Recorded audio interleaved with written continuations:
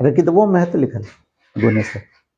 तो अभी अब ये अंतिम कहानी है, लेकिन ये तीसरा कहानी, एक बीच कहानी छोड़ दे है ना।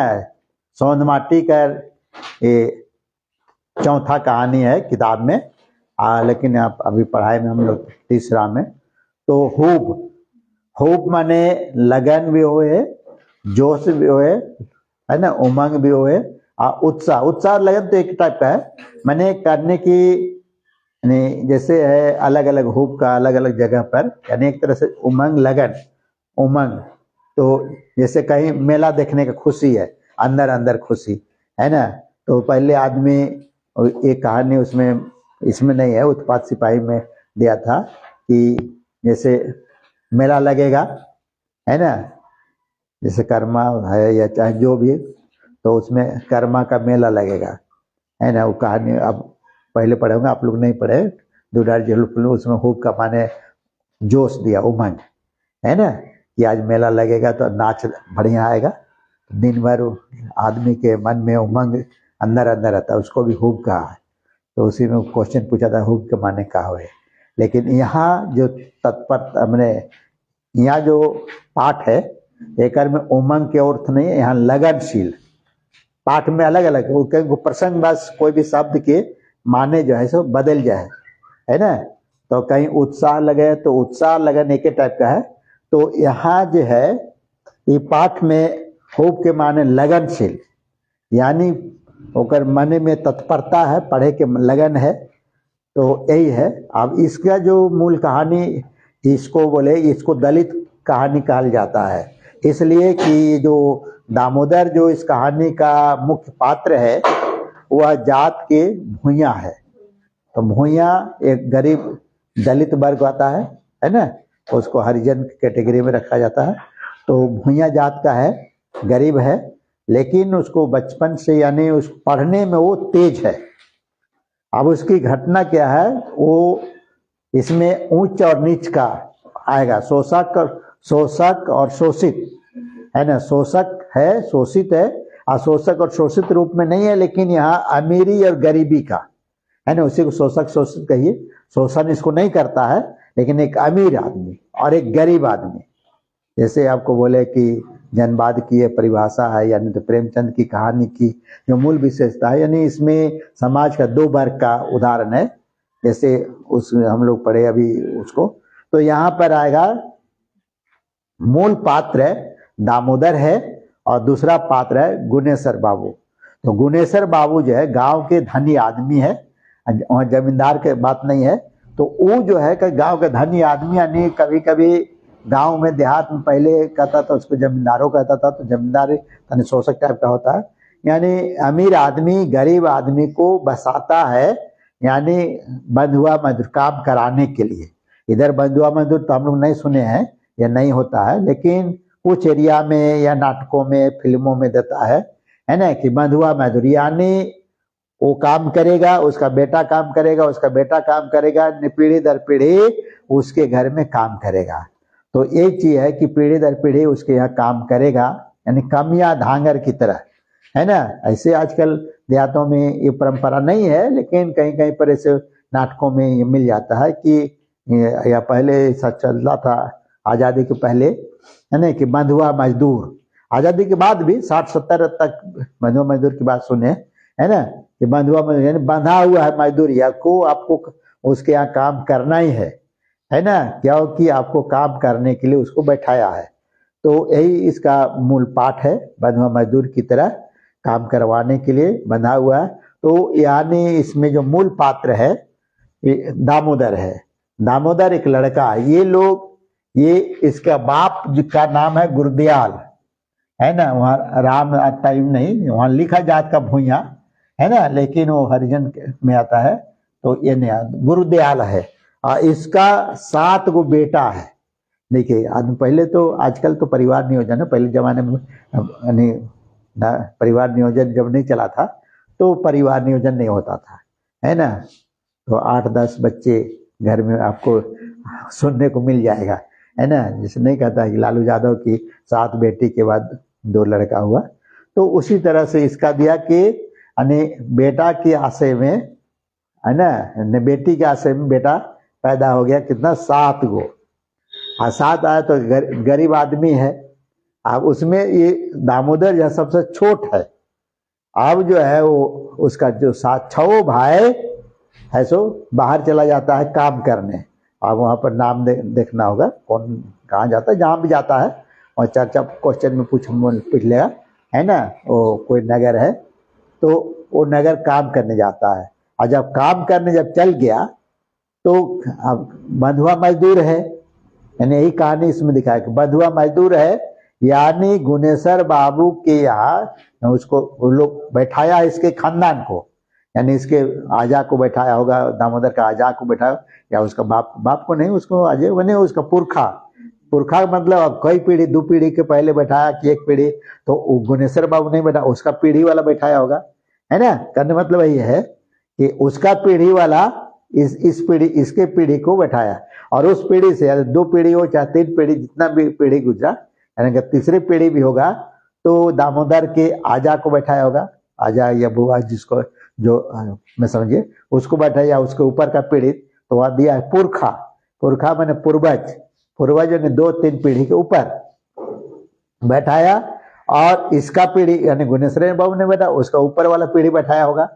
तो उसका काम क्या था, उसके घर में हल जोतना, है ना। जब भी है कोनो काम है तो हल जोतना, और बांधल क्या था, दिन भर हल जोतेगा तो 10 गो रुपया उसको मिलने का, है ना।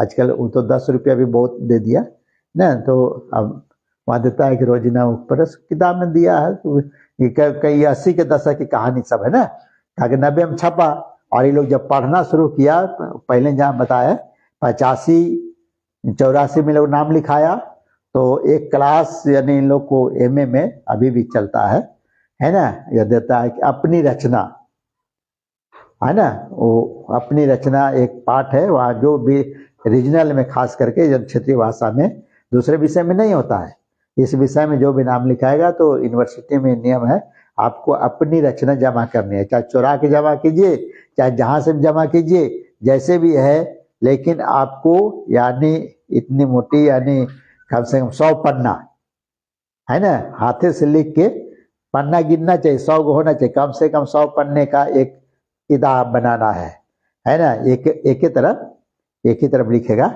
है ना। तो उसको कहता अपनी रचना, और एक लघु शोध, है ना। अभी फिर नया जो सिस्टम चल रहा है, यानी नई जो परीक्षा यानी जो चलेगा, तो उधर दूसरे विषय का तो हम नहीं कर सकते हैं, लेकिन दे रहा है कि नहीं यदि कुछ इधर विषय जो है, और खास करके क्षेत्रीय भाषा में भी एक उसको लघु शोध जमा करना पड़ेगा, तो उसमें अपनी रचना या लघु शोध दोनों जमा करता है।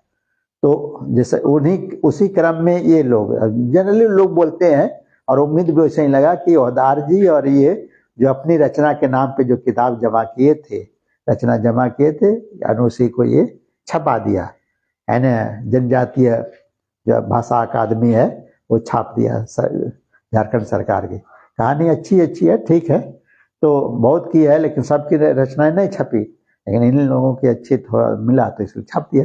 तो चाहे जैसे भी है, तो वो जो है सामाजिक कहानी है।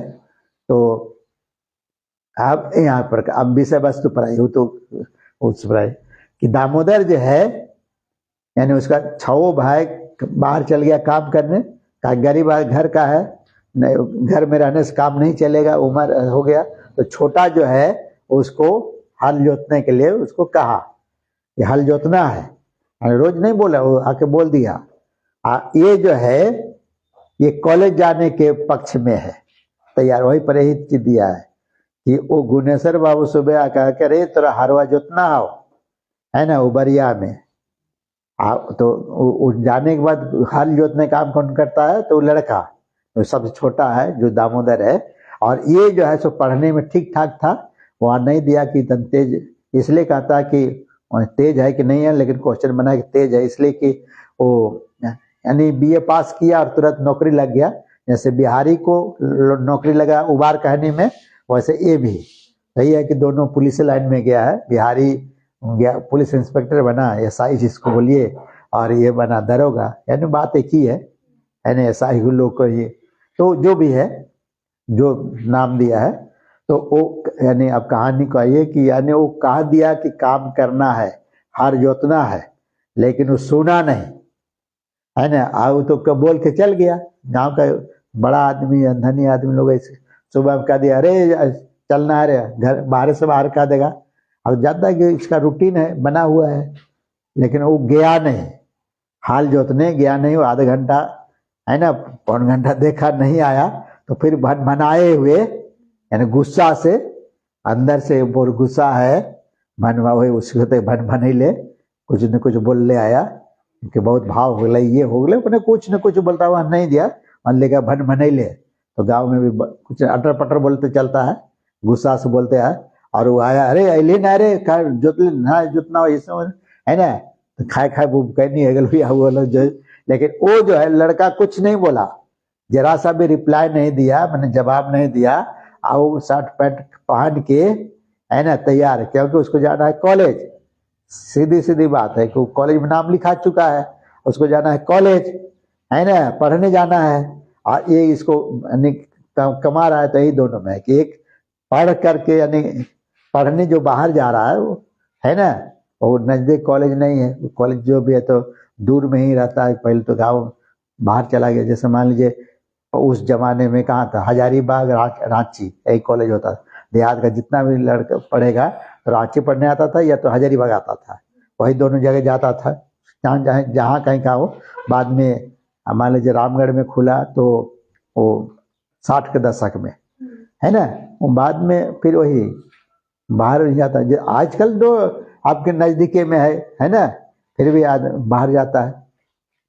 तो तैयार हो गया, अब कहा, है ना, कितनों कहा, लेकिन वो सुना नहीं और सीधे चल दिया, बिना मैंने अनसुना करके चल गया। और फिर वो लौटा, मैंने सोचा कि अब घर जाइए क्या करें बात, फिर अपना वो तो बुलाइए करेगा हर जोतने के लिए, हम लोग का बंधुआ मजदूर है एक तरह से, है ना। वो नहीं कहेंगे तो अभी तोरा हेले बैठे लो, इसे बैठे लो, अब उसको नहीं, उसका खानदान को बैठा, उसको तो नहीं बैठाया था।